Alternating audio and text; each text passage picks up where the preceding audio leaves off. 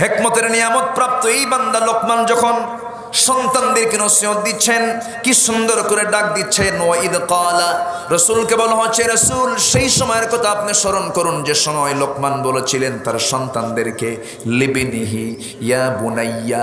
ইয়া বুনাইয়া মানে হলো হে আমার কলিজার টুকরা, আদরের দুলাল সন্তানদেরকে আমরা যখন ডাকবো ধমক দিয়া না, সুন্দর করে বলেন তো, ধমক দিয়ে না, সুন্দর করে ডাক দেবো। এলাকায় কেমন করে যে ডাকে আমি জানি না, বাজান এইদিকে আসো, আমার আব্বা এদিকে আসো। এদিকে কি কর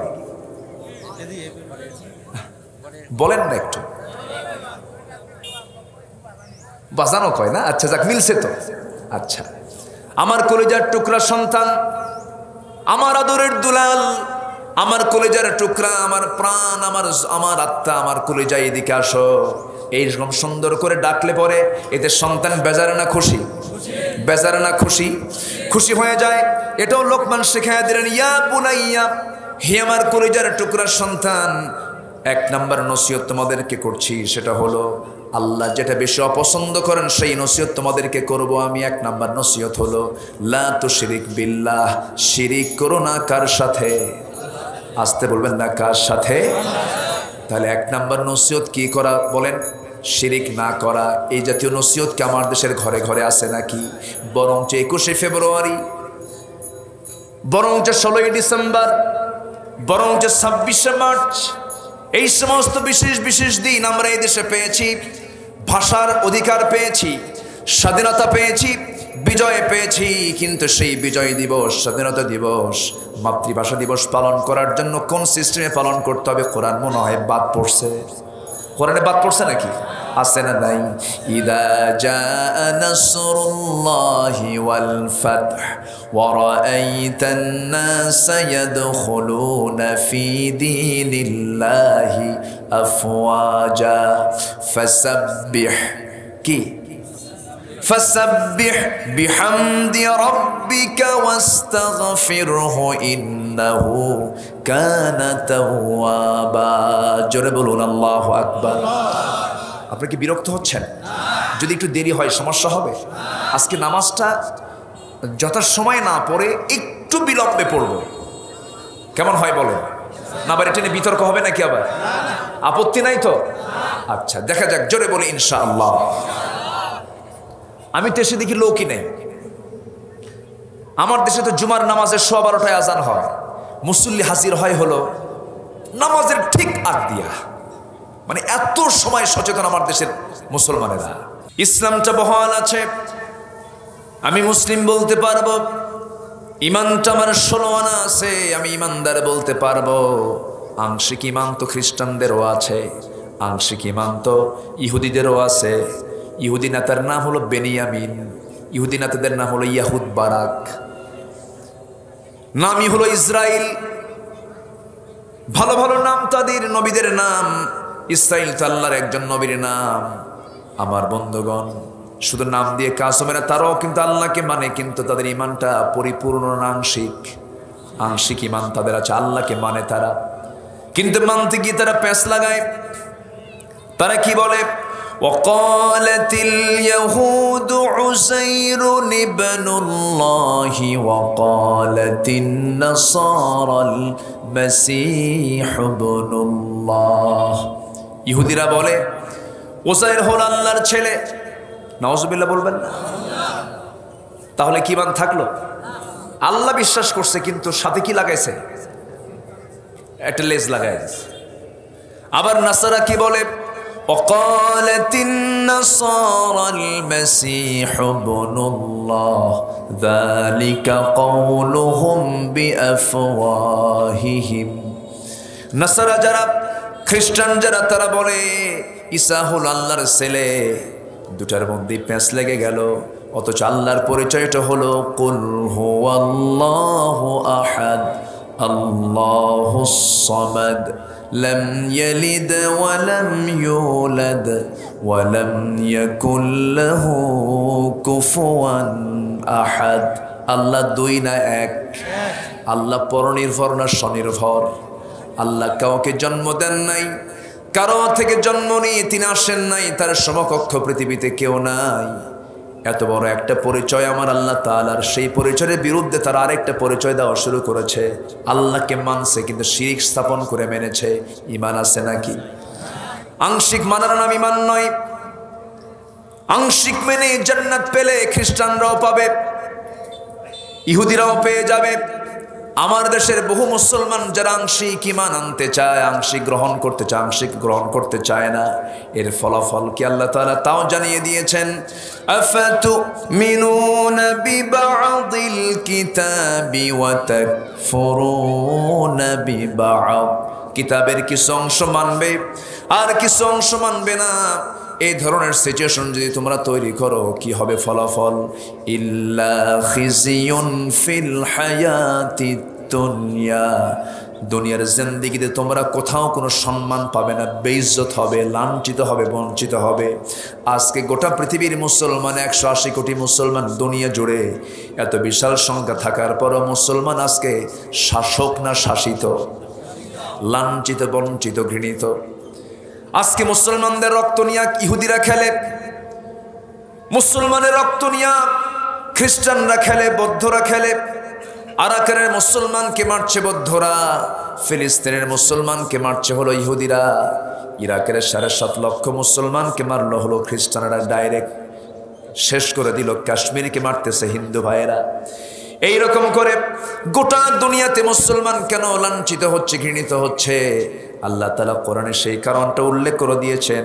একজন দার্শনিক আল্লামা ইকবাল তিনি আফসোস করে বলেছেন, তিনি বড় একজন কবি ছিলেন, ডক্টর আল্লামা ইকবাল বলেছেন, ও জামানে মে মুআজ্জাজ থে হাম মুসলমান হোকর और तुम खारे हुए तारिके कुरान होकर।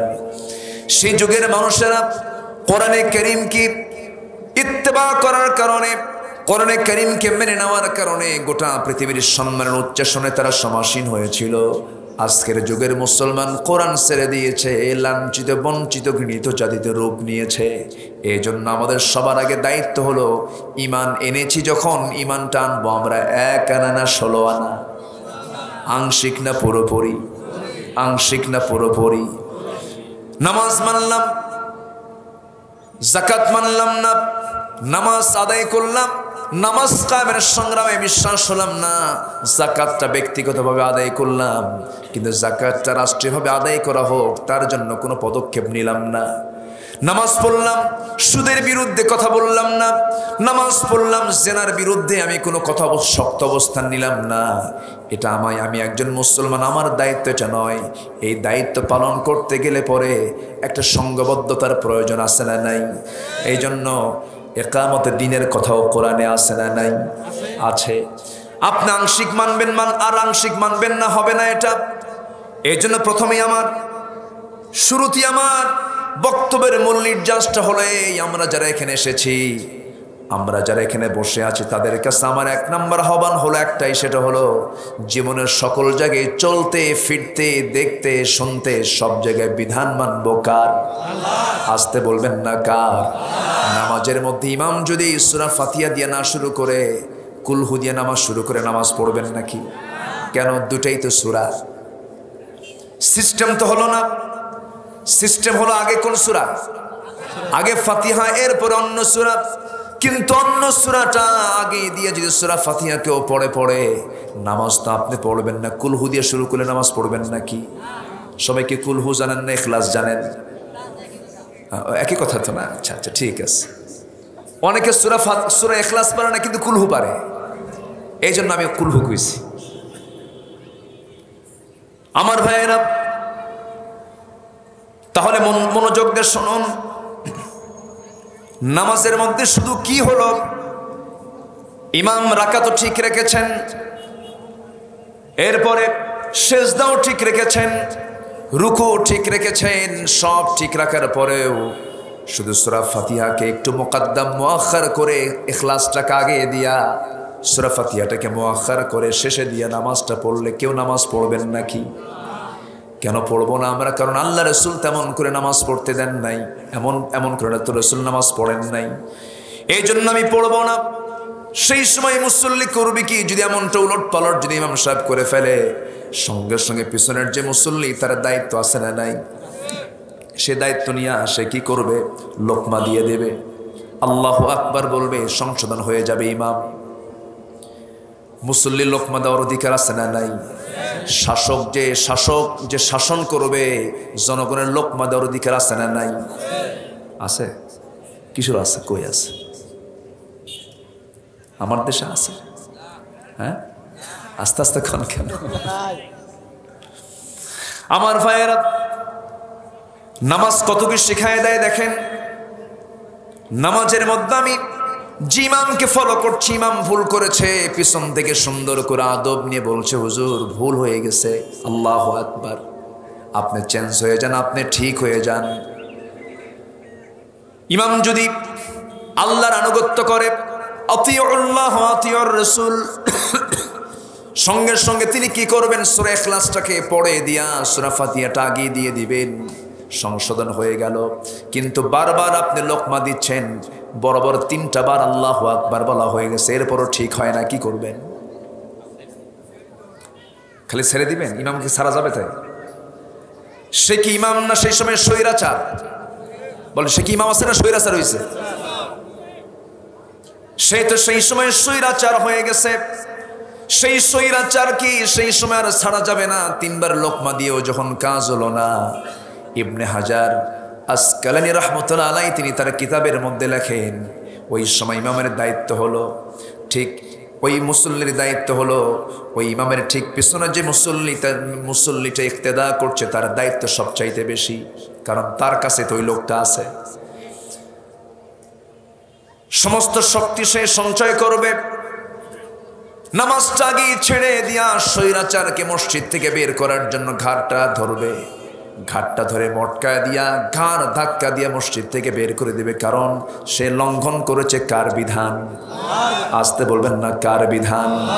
ঠিক তেমনি সমাজে যারা সমাজ চালাতে নিয়া, দেশ চালাতে নিয়া, অর্থনীতি চালাতে নিয়া, ব্যাংক বিমা চালাতে নিয়া যে সমস্ত লোকেরা নেতৃত্ব দিচ্ছে, আল্লাহর হুকুমের একটু ভুল যদি তারা করে ফেলে, আমরা লোকমা দেব, লোকমা দিয়েও যখন কাজ না হবে, ঘাড় মটকায় ঘাড় ধাক্কা দিয়ে সমাজ থেকেও তাদের বের করার দরকার আছে না নাই?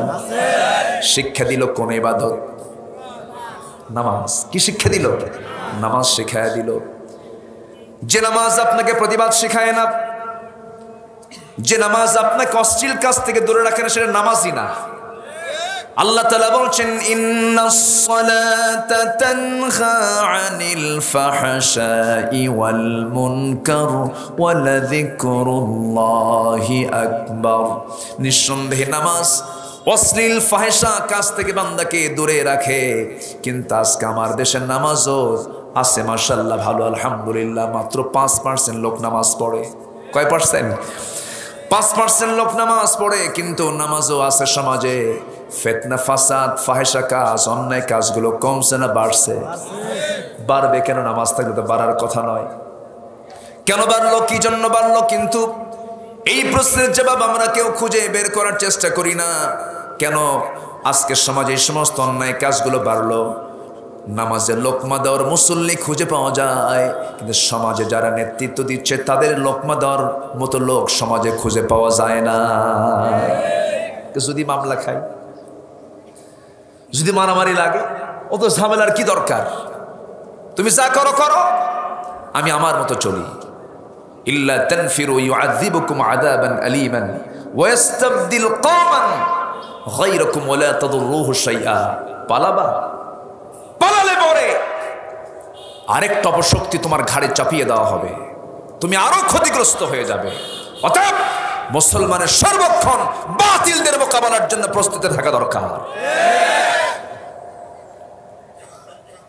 চুপ থাকাটা মুনাফিকের লক্ষণ। কিসের লক্ষণ বলেন? মুনাফিকের লক্ষণ। ইমানদার কখনো চুপ থাকবে না। ইমানদার অন্যায়কে প্রশ্রয় দেবে না, প্রতিবাদ করবে। প্রশ্রয় দেবে না, প্রতিবাদ করবে। প্রতিবাদ করবে।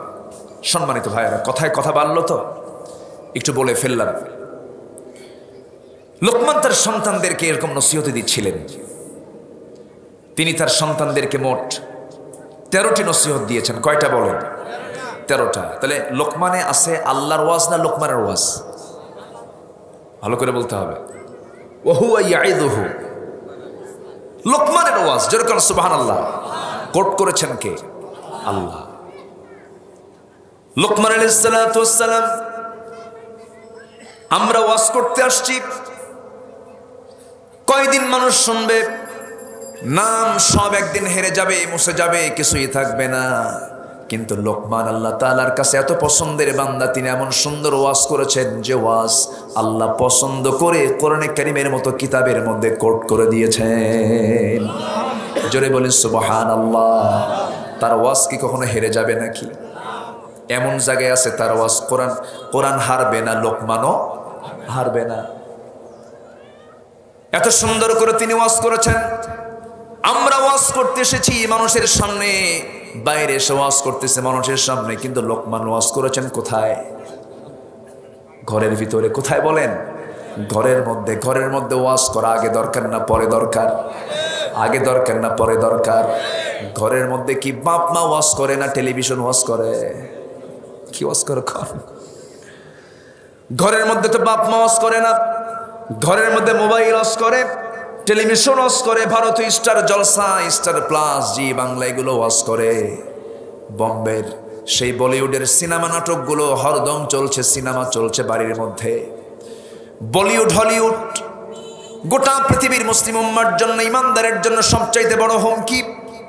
ইমান বিধ্বংসী কামান এগুলো সব সেট করে রেখে দিয়েছে আমাদের ইমানকে ধ্বংস করার জন্য। আমার ভাইয়েরা, এই মোবাইলকে যদি কেউ নিয়ন্ত্রিত করে যদি চালাতে পারে, জান্নাতের কারণ হতে পারে। আর যদি এই মোবাইলকে যদি নিয়ন্ত্রণহীন করে চালায়, এটাই তার জন্য জাহান্নামের কারণ হয়ে যাবে। আমার ভাইয়েরা, আমার বন্ধুগণ, কিন্তু এই প্রযুক্তিতে আজকে খারাপ কাজ বেশি না ভালো কাজ বেশি? খারাপ কাজের পরিমাণটাই বেশি, খারাপ কাজ চলছে আজকে সমাজে বেশি। তার মাধ্যম হচ্ছে এই মিডিয়াগুলো। এই জন্য আমাকে আপনাকে আগে ইমানটাকে সঠিক করে দিনের প্রচারের জন্য আমাকে আগে প্লেস করতে হবে। প্রত্যেকই দায়ী হতে হবে। আল্লাহ তাআলা একজনকে দাওয়াতের দায়িত্ব দিয়েছেন না সবাইকে দাওয়াতের দায়িত্ব দিয়েছেন? আল্লাহ রাব্বুল আলামিন বলেন, ওই লোকের চাইতে কার কথা বেশি সুন্দর হতে পারে? আল্লাহ রাব্বুল আলামিন বলেন, وَمَنْ أَحْسَنُ قَوْلًا مِّمَّنْ دَعَا إِلَى اللَّهِ وَعَمِلَ صَالِحًا وَقَالَ إِنَّنِي مِنَ الْمُسْلِمِينَ। জোরে বলুন আল্লাহু আকবার। তার কথার চাইতে উত্তম কথা কার হতে পারে? যে মানুষকে আল্লাহর দিকে ডাকে। এই ডাকার দায়িত্ব হুজুর আলেমের না সবার? একজনের না সবার? সবার দায়িত্ব এটা, এটা মাথায় রাখবেন। দাওয়াতি কাজ হল ইমানদারের এক নাম্বার কাজ। কয় নাম্বার কাজ? এক নাম্বার কাজ। এরপরে ওয়ামিলা সালিহান, এবং নিজে ভালো কাজ করবে, এবং সে নিজে বুক উঁচু করে বলবে বাঙালি না মুসলমান। আসতে কয় বলেন, আমার প্রথম পরিচয় হলো আমরা মুসলমান। ওয়াকালা ইন্নানি মিনাল, সে বহু মুসলমান, মুসলমান বলতে লজ্জা পায়, বলে বাঙালি।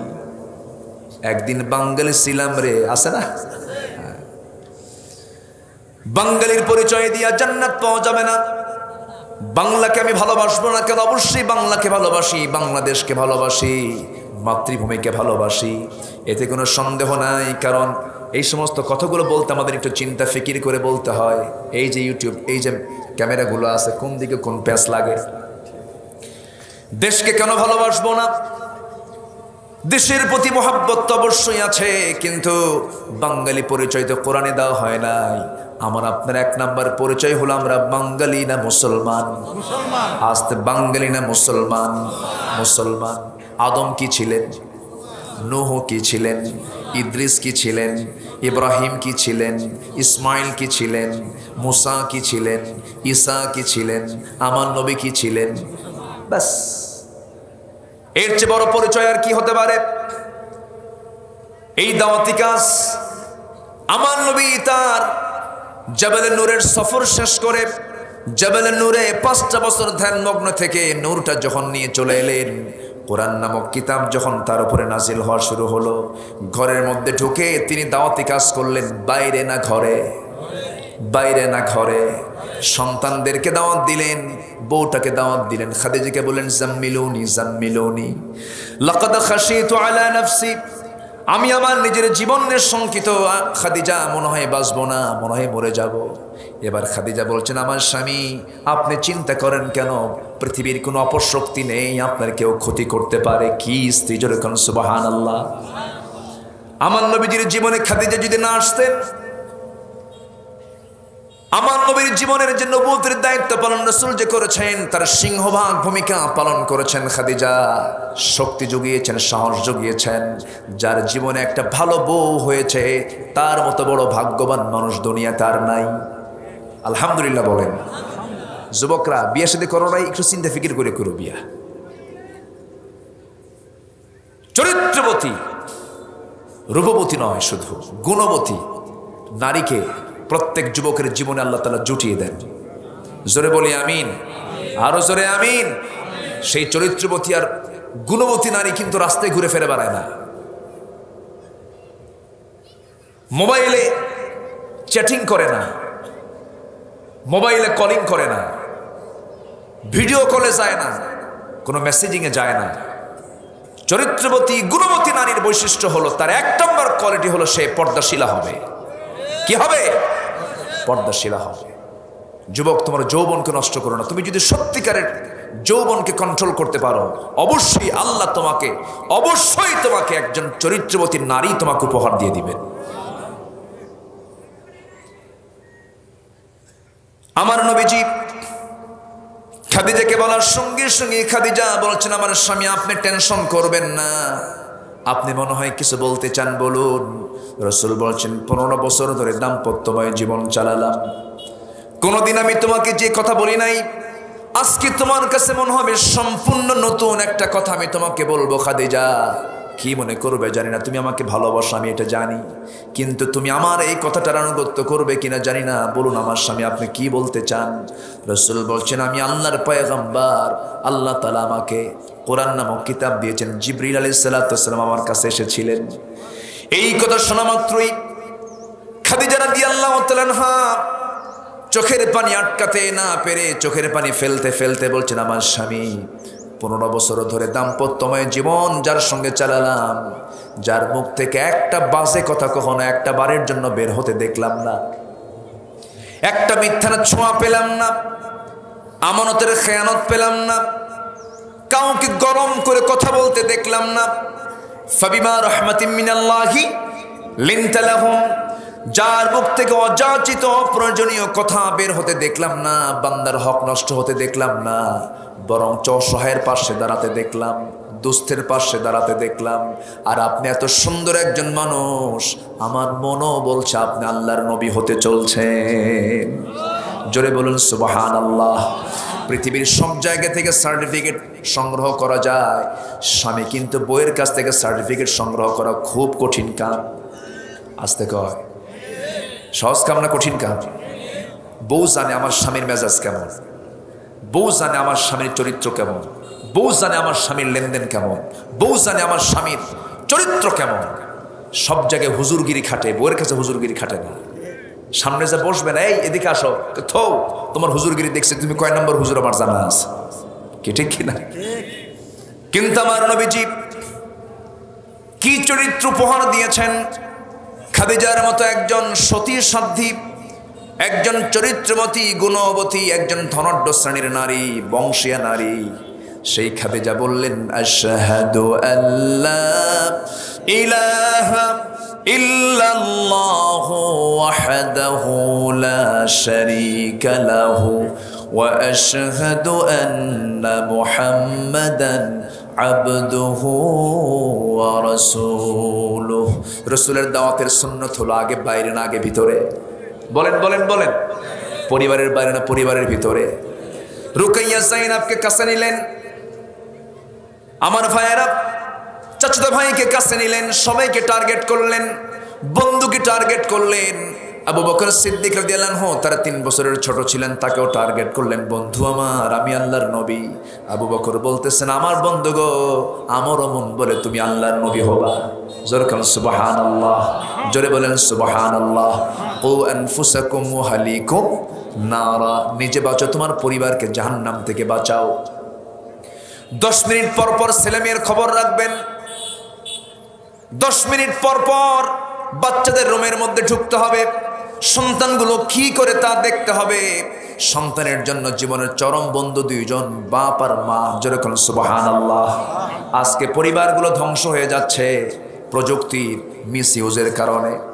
এই জন্য আল্লাহ রাব্বুল আলামিন লোকমান নামক সূরার জন্য দিয়েছেন, দুনিয়ার মানুষ শোনো, তোমরা লোকমানের মতো বাপ হয়ে যাও, লোকমানের মতো পরিবার গড়ো, লোকমানের মতো নসিহত দাও, জান্নাতের মেহমান হয়ে যাবে। যেরকম সুবহানাল্লাহ। আল্লাহ রাব্বুল আলামিন লোকমান কি জায়গায় টেনে আনছেন, অথচ লোকমান ছিলেন ধলা মানুষ না, কালো একজন মানুষ, লম্বা নয়, খাটো একজন মানুষ, সুন্দর চেহারা নয়, চোখ ছোট, নাক বোঁচা, ঠোঁটগুলো মোটা মোটা, দাঁতগুলো ফাঁকা ফাঁকা, চুলগুলো গুনার মতো শক্ত শক্ত, খাড়া খাড়া, এমন একজন অসুন্দর, বাহ্যিকভাবে দেখতে অসুন্দর একজন মানুষ। এমনকি তাফসীরে এসেছে লোকমানের পায়ের গোড়ালিও ছিল ফাটা, পায়ের গোড়ালিও ছিল ফাটা, ফাটা পাওয়ালা একজন মানুষ। ফাটা পা নিয়ে যদি লেপের তলে ঘুমায় পড়ে, লেপের কাপড় কি ঠিক থাকে নাকি? সকালবেলা বউ লেপটা গোছায় আর মনে মনে করে কি স্বামী জুটলো আমার, খালি পা ফাটা। কথা বলছেন, পা ফাটা লোক। লোকমান আলাইহিস সালাতু ওয়াস সালাম দেখতে সুন্দর ছিলেন না, সামাজিকভাবে জনপ্রিয় কোনো ব্যক্তিও ছিলেন না, বেশি লোক তাকে চিনতো না, জানতো না। কিন্তু এই কালো মানুষের মধ্যে আল্লাহ তাআলা এমন গুণ দেখতে পেলেন, যে গুণে আল্লাহ তাআলা নিজেই তাকে বলছেন, লোকমান আমি তোমাকে চয়েস করে নিয়েছি, আমি তোমাকে হিকমত দিয়ে দিলাম। জোরে বলুন সুবহানাল্লাহ। নবুয়ত না পেলেও আল্লাহ তাকে কি দিয়েছেন?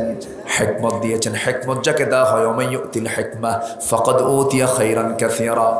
হিকমত মানে হলো প্রজ্ঞা, আর ইলম মানে হলো জ্ঞান। জ্ঞান আর প্রজ্ঞার মধ্যে তফাৎ হলো। আমার কথা কি বিরক্ত লাগতেছে নাকি আপনার?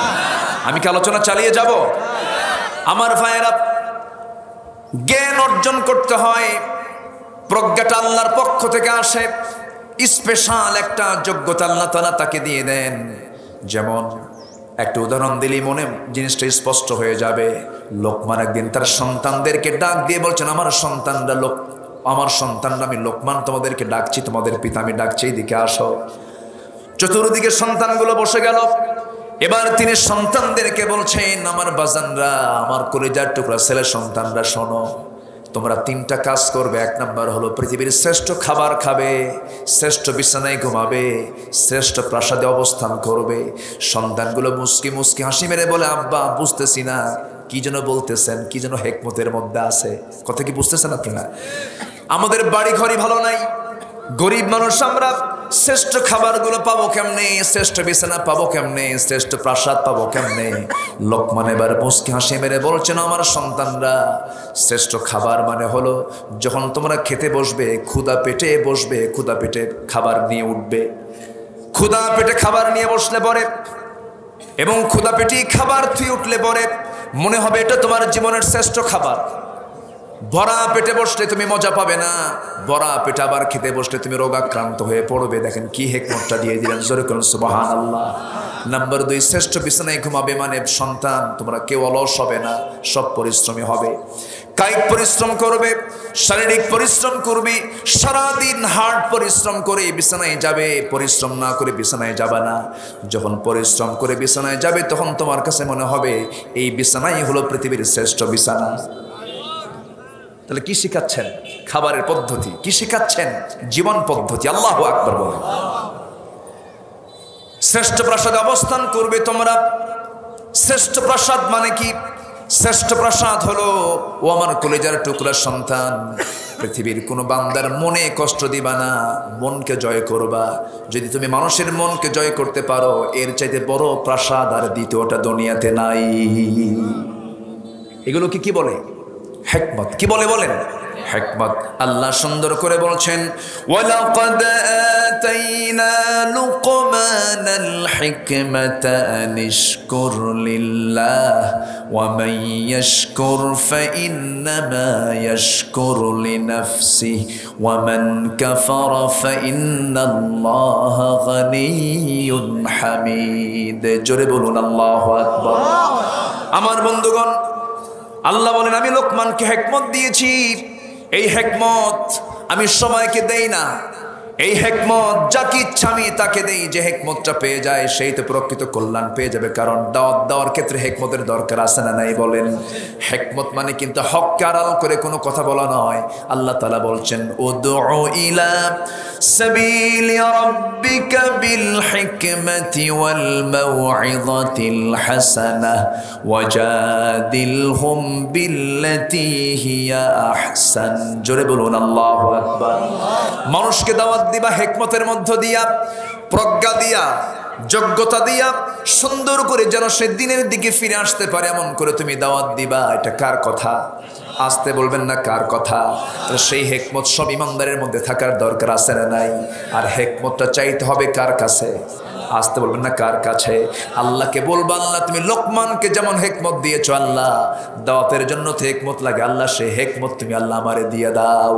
জোরে বলি আমিন, আরো জোরে আল্লাহুম্মা আমিন।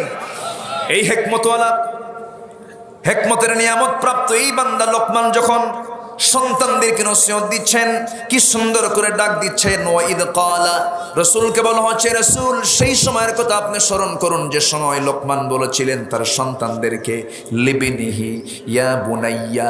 ইয়া বুনাইয়া মানে হলো হে আমার কলিজার টুকরা, আদরের দুলাল। সন্তানদেরকে আমরা যখন ডাকবো ধমক দিয়া না, সুন্দর করে বলেন তো, ধমক দিয়ে না, সুন্দর করে, সুন্দর করে ডাক দেবো। এলাকায় কেমন করে যে ডাকে আমি জানি না। বাজান এদিকে আসো, আমার আব্বা এদিকে আসো। এদিকে কি কর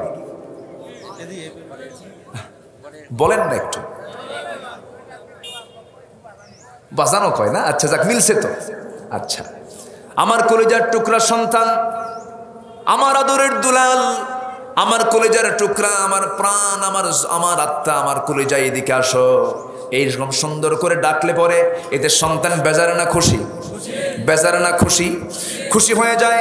এটাও লোকমান শিখাইয়া দিলেন, ইয়া বুনাইয়া, হে আমার কলিজার টুকরা সন্তান। এক নাম্বার নসিহত তোমাদেরকে করছি, সেটা হলো আল্লাহ যেটা বেশি অপছন্দ করেন সেই নসিহত তোমাদেরকে করব আমি। এক নাম্বার নসিহত হলো লা তুশরিক বিল্লাহ, শিরিক করো না কার সাথে? আসতে বলবেন না কার সাথে?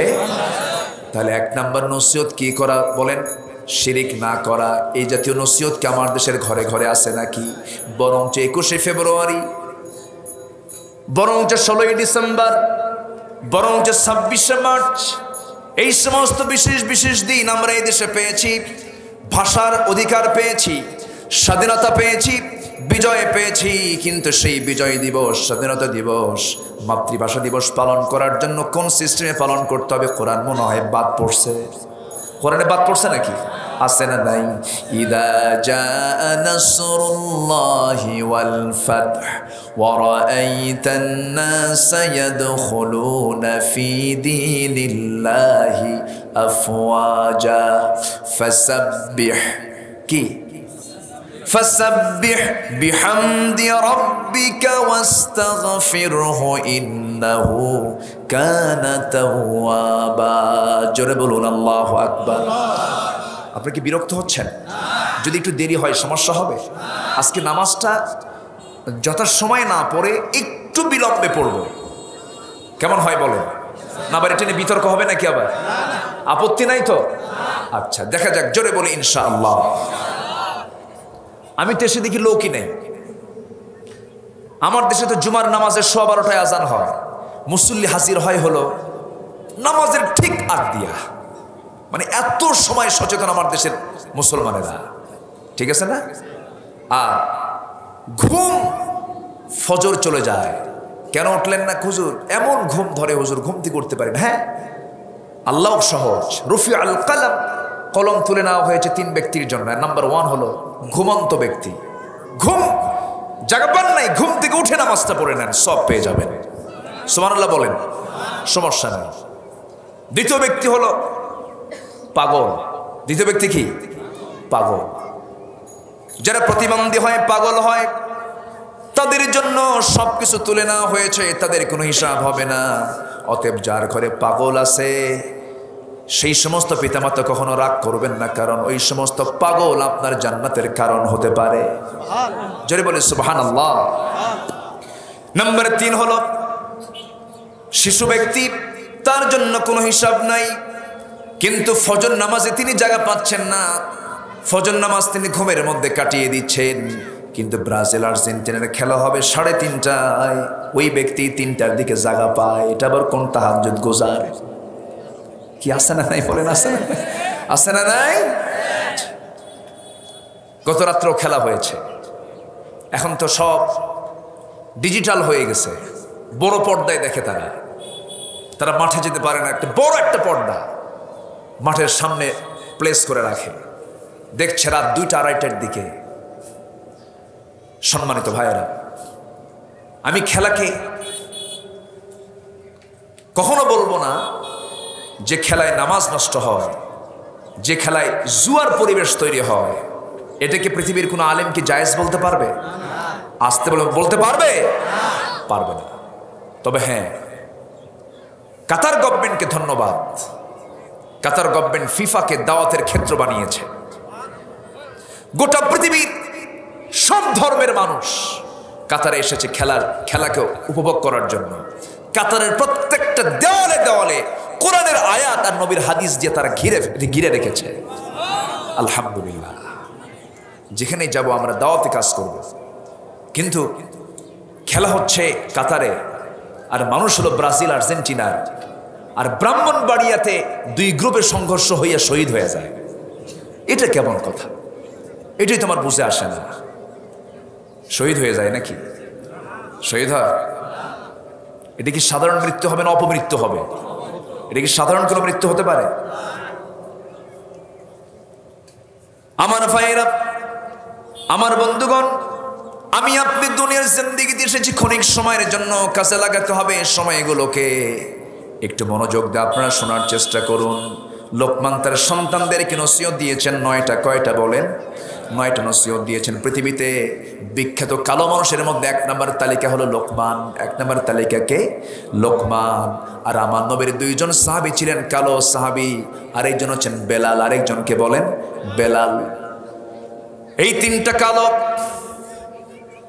যদিও তারা ছিলেন কালো, কিন্তু আল্লাহর কাছে ছিলেন খুবই ভালো মানুষ। এত ভালো মানুষ তারা ছিলেন, বেলালের মতো ভালো মানুষ পৃথিবীতে আর খুঁজে পাওয়া যাবে না। মুয়াজ্জিন বলতেই কার নাম চলে আসে? আসতে বলবেন না, কার নাম চলে আসে? আহারে, বেলাল ইসলাম কবুল করেছেন সেই সময়ে, যে সময়ে মক্কায় চ্যালেঞ্জ ছিল ইসলামটাকে টিকে রাখা, যে সময় ইমানটাকে টিকে রাখা খুব চ্যালেঞ্জ ছিল। সেই কালো বেলাল অনারবী একজন মানুষ, নাইজেরিয়ান আফ্রিকান একজন নিগ্রো কালো কুসকুসে মানুষ বেলাল। এত দূরের মানুষ, অথচ রাসূলকে তাকে চিনে ফেললেন, কালিমা পড়ে মুসলমান হয়ে গেলেন। যখন কালিমার ঘোষণা দিয়েছেন, ঘোষণা দেওয়ার সঙ্গে সঙ্গে আরবের সমস্ত কুরাইশ নেতারা সব কেঁপে গিয়ে বলছে, মাইয়া তোমার বাড়িতে থেকে বেলালটা কি করলো, কি হলো, তুমি কি কোনো খোঁজ খবর রাখো নাই? বেলালকে তার উমাইয়া মুনিব ধরে ফেলে বলছে, ও বেলাল, শুনলাম কি যেন করেছ। সঙ্গে সঙ্গে বেলাল বলছেন, আমি কোনো দোষ করি নাই, আমি আমার আল্লাহকে খুঁজে পেয়েছি, আমি আমার রবের সন্ধান খুঁজে পেয়েছি, আমার জান্নাত নামক সেই দরজা আমি খুঁজে পেয়েছি, আমি তোমাকেও দাওয়াত দিচ্ছি, সেই দিকে চলে আসো। সঙ্গে সঙ্গে উমাইয়া বলে ফেললো, বেলাল রে, এর পরিণতি কি হতে পারে তুই কি জানিস নাকি? সঙ্গে সঙ্গে বেলাল বলছেন, এর শেষ পরিণতি হয়তো বা মৃত্যু হতে পারে, মরবো হাসতে হাসতে, জান্নাতে যাব হাসতে হাসতে, কিন্তু ঈমান কখনো ছাড়তে পারবো না। জোরে কোন সুবহানাল্লাহ, আরো জোরে বলো সুবহানাল্লাহ। সৌন্দর্য দিয়ে কি করবেন আপনি? চেহারার সৌন্দর্য কতক্ষণ থাকবে আমার ভাইয়েরা? সাইয়েদনা বেলাল একজন কালো মানুষ, মাঝে মাঝে সাহাবীরা তাকে মজা করে ডাকতেন, কালো পাহাড় আসে, কালো পাহাড় আসে।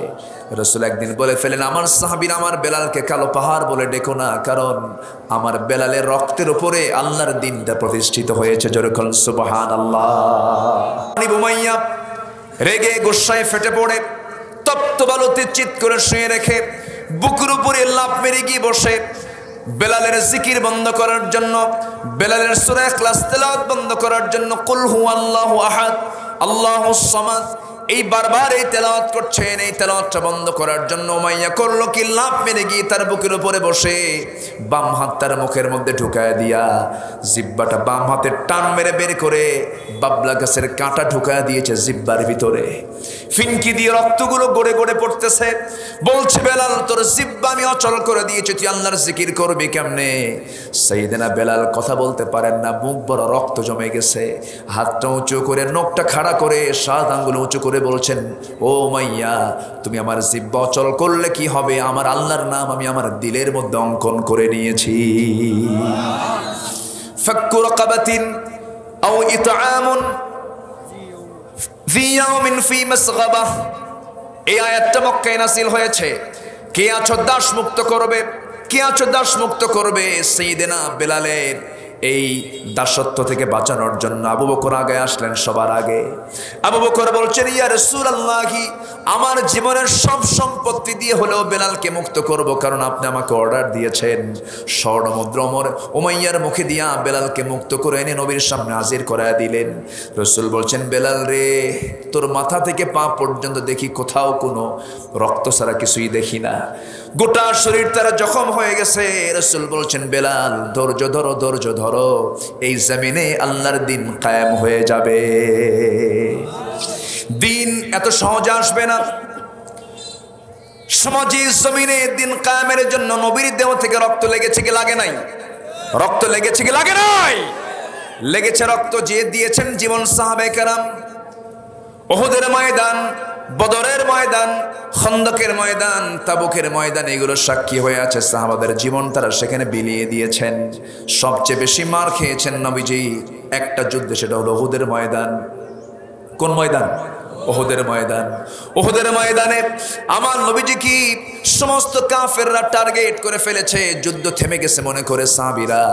আমার নবীর একটা নির্দেশ ছিল, সেই নির্দেশকে তারা ফলো করতে পারেন নাই। শত্রু অতর্কিত হামলা করে রাসূলকে টার্গেট করে ফেলেছে। বৃষ্টির মতো তীর মারতেছে, সেই তীরগুলো সাহাবায়ে কেরাম পিঠ দিয়ে আটকে রাখেন। আটকে রাখতে গিয়ে 10 জন সাহাবী ইন্তেকাল করলেন। রাসূলকে দুনিয়া থেকে নিশ্চিহ্ন করার জন্য একজন কাফের চলে এলো, ইবনে তাইমিয়া নামে একজন কাফের। হাতের মধ্যে পাথর নিয়ে, বড় সোনার একটা পাথর নবীর মাথা বরাবর মেরে দিল।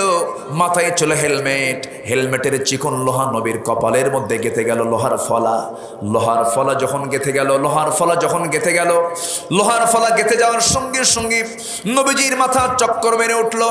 আরেকজন কাফের মেরে দিল শিরস্ত্রাণের গাল বরাবর একটা আঘাত। যখন পাথরের আঘাত যখন লাগলো, শিরস্ত্রাণের চিকন লোহা, চিকন ফলা নবীর গালের মধ্যে গেঁথে ঢুকে গেল।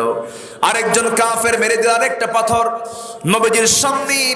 সুন্দর দুটি দাঁত লাগার সঙ্গে সঙ্গে ভেঙে পড়ে গেল। একই মুখের মধ্যে 3টা ইনজুরি। আমার নবীজি মুখ থুবড়ে জমিনে পড়ে গেলেন। কাফের মুশরিকরা সবাই চতুর্দিকে ঘোষণা জারি করলো, এই দুনিয়া থেকে মুহাম্মদ দুনিয়া থেকে বিদায় হয়ে গেছে, মুহাম্মদ বেঁচে নাই, মুহাম্মদ বেঁচে নাই। আমার ভাইয়েরা, এই করুণ দৃশ্য যখন নবীদের কানে যখন চলে গেল, এই সংবাদ যখন নবীদের কানে যখন চলে গেল, সাহাবায়ে কেরাম পাগলের মতো হয়ে গেছেন, সাহাবায়ে কেরাম অস্থির হয়ে গেছেন। এমন দৃশ্যে কি সমস্যা? ও প্রধান মেহমান আসছেন, চেয়ারম্যান মহোদয়। জি, আমরা চেয়ারম্যান মহোদয়কে ধন্যবাদ জানাচ্ছি, তিনি আমাদের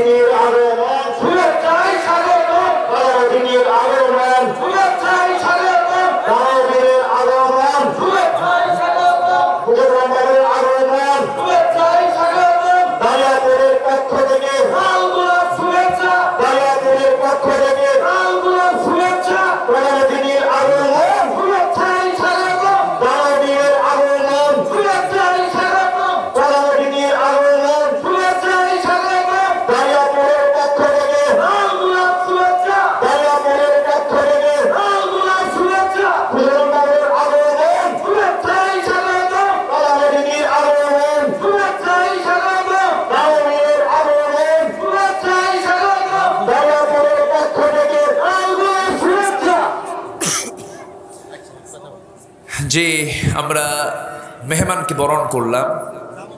আমাদের এই প্রোগ্রামের সম্মানিত চিফ গেস্ট তিনি এসেছেন। জি, বলি আলহামদুলিল্লাহ। আজানও হয়েছে, আমি আলোচনা সংক্ষিপ্ত করে ফেলব। আমি কাউকে আর বিরক্ত করতে চাচ্ছি না এজন্য, কারণ আজান হয়েছে, আমরা যত সময় শেষ করার চেষ্টা করছি। আমাকে আর একটু কি সময় দেওয়া যাবে? সময় দেওয়া যাবে? যে জোরে বলে ইনশাআল্লাহ। আমার দিকে একটু তাকান। আমরা আজকের এই মাহফিলের যিনি প্রধান অতিথি, এই দেলদুয়ার উপজেলা পরিষদের সম্মানিত ও আচ্ছা টাঙ্গাইল, জি আচ্ছা জি আলহামদুলিল্লাহ, তিনি একজন বিশিষ্ট রাজনীতিবিদ, তিনি আসছেন। আজকের প্রোগ্রামের সম্মানিত প্রধান অতিথি জনাব আলহাজ খুরশিদ আলম বাবুল সাহেব, জি তিনি আমাদের মাঝে আসছেন, তিনিও কিছু কথা বলবেন মুখতাসার। আমি কোন সূরা থেকে কথা বলছিলাম বলেন তো? আসতে বলবেন না, কোন সূরা থেকে কথা বলছিলাম? সূরা লোকমান থেকে। লোকমান থেকে আলোচনা করতে নিয়ে পর্যায়ক্রমে আমি রাসূলুল্লাহর সিরাতের দিকে একটু যাচ্ছিলাম। দিন কায়েমের জন্য আমার রাসূলকে তার রক্ত ঝরাতে হয়েছে, ঠিক কিনা বলেন? তো দিন একটা বিজয়ের জন্য, একটা পরিবর্তনের জন্য অবশ্যই আমাদের চ্যালেঞ্জ নেওয়ার দরকার আছে না নাই? সম্মানিত ভাইয়েরা, রাসূলের ইতিহাস থেকে, রাসূলের জীবন থেকে আমরা এই শিক্ষাটা নেব। আল্লাহ তুমি সবাইকে শেখার তৌফিক দিয়ে দাও। তো এই দিকে আমি বলছিলাম, লোকমানের উপদেশ ছিল সন্তানদের প্রতি মোট কয়টা বলেন তো? মোট কয়টা উপদেশ ছিল? 13টা। বলেন কয়টা? 13টা নসিহত ছিল। এই 13টি নসিহতের ভিতরে 1 নম্বর নসিহতের কথা আমি বলেছি, তোমরা শিরিক করো না। তোমরা কি করো না? শিরিক করো না। জি বসেন। ভালো আছেন? জি আলহামদুলিল্লাহ, বসেন। না না আলহামদুলিল্লাহ। জি সম্মানিত হাজিরিন, তো সাইয়েদনা লোকমান আলাইহিস সালাতু ওয়াস সালাম তার সন্তানদেরকে প্রথম শিক্ষা দিলেন কি? শিরকের কাছে যেও না, কারণ শিরিক হচ্ছে সবচেয়ে মস্ত বড় জুলুম। ইন্না শিরকা লা যুলমুন আযীম, যে শিরিক করবে ফাকাদ হারামাল্লাহু আলাইহিল জান্নাহ, তার জন্য জান্নাত হারাম হবে, বাজেয়াপ্ত হবে। এই ঘোষণা কার? আল্লাহ। আসতে বলবেন না, এই ঘোষণাটা কার? আল্লাহ তাআলা। তাহলে লোকমান তার সন্তানদেরকে 1 নম্বর নসিহত দিয়েছেন, শিরিক করো না। আমরা কি এই জাতীয় কোনো নসিহত সন্তানদের দিছি? না। নাম্বার 2 হলো আল্লাহর শুকর আদায় করবে। জীবনের সকল জায়গায় আল্লাহর শুকর আদায় করতে ব্যর্থ হবে না, কারণ সকল অবদান, আমার আপনার জীবনের সকল কিছুর অবদান একমাত্র কার? আসতে বলবেন না কার? আমাকে খাওয়ান কে? আমাকে চালান কে? আমার চোখটা দেখেন কে? আমার হাতটা চালান কে? 2টা কিডনি পরিচালনা করেন কে? আমার মাথা থেকে পা পর্যন্ত সব তিনি পরিচালনা করেন, তার ইঙ্গিতে সব কিছু চলে। এই জন্য আমরা সকল ক্ষেত্রে আমরা শুকরিয়া আল্লাহ তাআলার করব। নাম্বার 3, পিতা তার সন্তানকে নসিহত দিচ্ছেন, বাবারা শোনো, পিতামাতার তোমরা আনুগত্য করবে, কৃতজ্ঞতা স্বীকার করবে। পিতামাতা যদি খুশি হয়ে যায় আল্লাহ খুশি হয়ে যাবেন, পিতামাতা যদি নারাজ হয়ে যান আল্লাহ নারাজ হয়ে যাবেন। 4 লক্ষ টাকা খরচ করে আপনি হজ করে আসলেন, সেখানে জান্নাত নাই।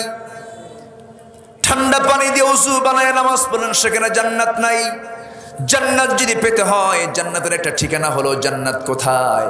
আল জান্নাতু তাহতা আকদামিল উম্মাহাত, বাপ মার মায়ের পায়ের নিচে জান্নাত আছে। জোরে বলে সুবহানাল্লাহ। এক অসুস্থ সাহাবী নবীর কাছে এসে বলছেন, ইয়া রাসূলুল্লাহ উরিদুল জিহাদ আশতাহিল জিহাদ, আমি জিহাদে যেতে চাই, আমি জিহাদে যেতে চাই, কিন্তু আমি তো অসুস্থ হুজুর, আমি কি করতে পারি? রাসূল বললেন, তুমি যদি অসুস্থ হয়ে থাকো, যদি জিহাদে না যেতে পারো, আমি তোমাকে একটা বিষয়ে প্রশ্ন করব। কি প্রশ্ন? তোমার কি মা জীবিত আছে নাকি? হ্যাঁ আমার মা জীবিত আছেন। রাসূল সঙ্গে সঙ্গে বললেন, যাও তুমি তোমার মার পায়ের কাছে যে তুমি তার সেবা করতে থাকো, এটাই তোমার জন্য ফান্তা সাইম ফান্তাল মুজাহিদ, তুমি তখন মুজাহিদ হয়ে যাবে, তুমি তখন রোজাদার হয়ে যাবে, এটাই তোমার জন্য নামাজ হয়ে যাবে, এটাই তোমার জন্য জান্নাতের কাজ হয়ে যাবে। জোরে বলে সুবহানাল্লাহ। পৃথিবীর কোনো ধর্ম কিন্তু এই অধিকারটা দেয় নাই। আমেরিকায় যান, বৃদ্ধাশ্রম গড়ে উঠেছে, ইউরোপে যান, বৃদ্ধাশ্রম গড়ে উঠেছে, বুড়া বুড়ি মানুষগুলো সেখানে গিয়ে থাকে শেষ বয়সে। কিন্তু দুঃখজনক হলো সত্য, এটা অত্যন্ত পরিতাপের বিষয়, আমাদের দেশেও কিছু বৃদ্ধাশ্রম আছে না নাই বলেন? তাদের সন্তানরা থাকার পরেও বাপ মা বৃদ্ধাশ্রমে রেখে চলে আসে এমন সন্তান কি কখনো কোরআন কি তাকে ভালো বলবে নাকি? আসতে বলবেন না, ভালো বলবে নাকি?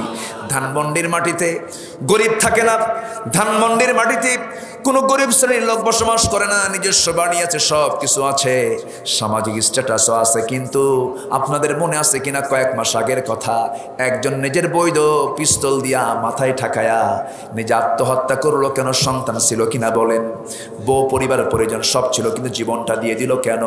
এই জায়গায় অবশ্যই ইসলামের অনুশাসন মেনে চলার অভাব আছে না নাই? আসতে বলবেন না, আছে না নাই? সন্তান বাপ মাকে দেখবে, সন্তান বাপ মাকে দেখবে কখন? যখন বাপ মা বুড়া। আবার বাপ মা সন্তানকে যখন দেখবে, যখন বাপ মা যখন সন্তান বাপ মাকে দেখবে যখন বাপ মা বুড়া। আবার যখন সন্তান ছোট থাকবে তখন বাপ মা সন্তানকে দেখবে। বলতেছে আমার সন্তানকে যদি এই শিক্ষিত না বানায় মূর্খ করে রাখতাম, অন্তত শেষ বয়স আমার এই অবস্থা হতো না। সম্মানিত ভাইয়েরা, এখানে শিক্ষার একটু ঘাটতি আছে। সেই শিক্ষার ঘাটতি হলো ধর্মীয় শিক্ষার অভাব আছে। আসতে বলবেন না, জোরে বলেন ঠিক কিনা? নৈতিক শিক্ষার অভাব। নৈতিক শিক্ষার অভাবে আদব, শিষ্টাচার, শৃঙ্খলা, সম্মান, শ্রদ্ধা দিন দিন ঊর্ধ্বমুখী না নিম্নমুখী? নিম্নমুখী। নেতা সামনে দাঁড়ায় থাকে, কর্মী চেয়ার নিয়ে মারামারি করে। ইউনিভার্সিটিতে অস্ত্রের ঝনঝনানি, নেতা তার কর্মীকে মানে না। কিন্তু একটা জিনিস এখনো ঠিক আছে আমার বিশ্বাস, সেটা হলো মাদ্রাসায় কি কখনো শুনছেন যে ছাত্র শিক্ষককে পিটায়? এ আদব মাদ্রাসায় আছে না নাই? আমি চ্যালেঞ্জ দিলাম, বাংলাদেশের কোন বৃদ্ধাশ্রমে আপনি খুঁজে পাবেন না একটা আলেমের বাবা বৃদ্ধাশ্রমে আছে, খুঁজে পাবেন না।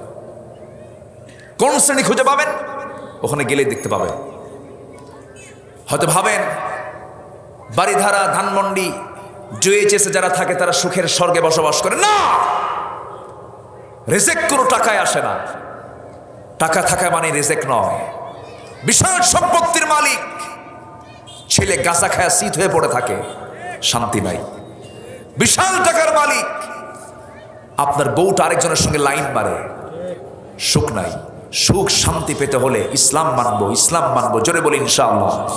চোখ বন্ধ করে সন্তানকে সন্তানের হাতে কোরআনটা তুলে দেন, চোখ বন্ধ করে।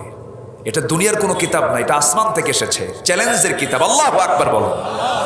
এই কিতাবটা সন্তানকে দিয়ে দেন, সন্তানকে এই কিতাব পাহারা দেবে। সন্তানকে টাকাওয়ালা শুধু না বানায়া আল্লাহওয়ালা বানান। বুড়ো বয়সের সন্তান আপনাকে দেখে ভয় পাবে। আর টাকাওয়ালা শুধু বানাবেন, বুড়ো বয়সে আপনি বাবা সন্তানকে দেখে ভয় পাবেন। এই জন্য লোকমানের উপদেশগুলো কি কাজের কি অকাজের? কাজের না অকাজের? কাজের। নাম্বার 4 আবার বলতেছে, বাবা শোনো, কোন পিতা যদি তার সন্তানকে আবার শিরকের দিকে ধাবিত করতে চায়, ফালা তুতিউহুমা ওয়া সাহিবহুমা, সেই সময় তোমরা তাদের আনুগত্য করবে না, কিন্তু পিতামাতার সঙ্গে তোমরা খারাপ আচরণ কখনো করতে পারবে না। বাপ মা যদি চরিত্রহীন লম্পট হয়, সন্তান বাপ মার বিচার করতে পারবে না। এই অধিকার কে দিয়েছেন? এরপরে বলতেছেন নাম্বার 5, সরিষার দানা পরিমাণও যদি কোনো কিছু তুমি কোথাও গোপন করে রাখো, ইয়াতি বিহাল্লাহ, আল্লাহ তাআলা সব তিনি তা দেখতে পান। বাচ্চারা তোমরা যে অপকর্ম করবে আল্লাহ সব দেখবেন, সাবধান। আল্লাহর নজর থেকে তোমরা কেউ রেহাই পাবে না। নাম্বার 6 হলো আকিমিস সালাত, নামাজ কায়েম করবে আমার সন্তানেরা। নাম্বার 7 হলো ওয়া'মুর বিল মারুফ, সৎ কাজের আদেশ দেবে। নাম্বার 8 হলো অসৎ কাজের বাধা দেবে। ওয়ানহা আনিল মুনকার ওয়াসবির আলা মা আসাবাক, এবং বিপদে মুসিবতে ধৈর্যের পরিচয় দিয়ে দিবা। ধৈর্য কিন্তু যোগ্যতা, রাগ কোনো যোগ্যতা নয়। জঙ্গল করতে কোনো পরিশ্রম করা লাগে না, জঙ্গল আপনা আপনি হয়ে যায়। কিন্তু আপনি একটা বাগান বানাবেন, পরিশ্রমের দরকার আছে না নাই? আছে। ধৈর্য ধরতে যোগ্যতা লাগে, কিন্তু রাগ করতে যোগ্যতা লাগে না। আমার সন্তানরা তোমরা ধৈর্যের পরিচয় দিবে, বিপদে মুসিবতে তোমরা ধৈর্য ধরবে। নাম্বার 10 হলো লা তুসাইল খাদ্দাকা লিন্নাস ওয়ালা তামশি ফিল আরদি মারাহা, জমিনে যখন চলবে কাউকে হেয় করবে না, কাউকে এড়িয়ে যাবে না, ভাব দেখাবা না। যখন যাবে একটা মানুষকে সম্মান করবে, আল্লাহ তোমাকে সম্মান দিয়ে জান্নাত দিয়ে দিবেন। কি সুন্দর করে সন্তানকে নসিহত দিচ্ছেন বাবা। এমন বাবা আল্লাহ তুমি বাংলার ঘরে ঘরে পয়দা করে দাও। নাম্বার 11 হলো ওয়ালা তামশি ফিল আরদি মারাহা, জমিনে অহংকার করে চলবে না। অহংকার একমাত্র কার মানায় বলেন? আল্লাহর মানায়, তিনি তো আকাশের মালিক, তিনি তো অহংকার করবেন। বান্দার কোনো অহংকার করার কিছু আছে নাকি? বান্দার অহংকার কেমনে হবে? তুমি তো সবেগে নির্গত এক ফোঁটা পানি থেকে তোমার জন্ম, তোমার অহংকার কিসের? মরে যাবে তুমি, 3 দিনের মধ্যে তোমার দেহটা হয়ে যাবে পোকার রাজত্ব, পোকা তোমার দেহের মধ্যে রাজত্ব বিরাজ করবে। তোমার কিসের অহংকার? অহংকার তোমার জন্য নয়। এবার নাম্বার 12 হলো অক্সিদ ফি মাশিকা, হে আমার সন্তানরা তোমরা কি করবে? চালচলনে ভারসাম্য বজায় রাখবে। এরপরে নাম্বার 13 হলো নিচু কণ্ঠে ছোট্ট আওয়াজে কথা বলবে, গর্ব করে প্রাউড করে বড় আওয়াজে কথা বলবা না।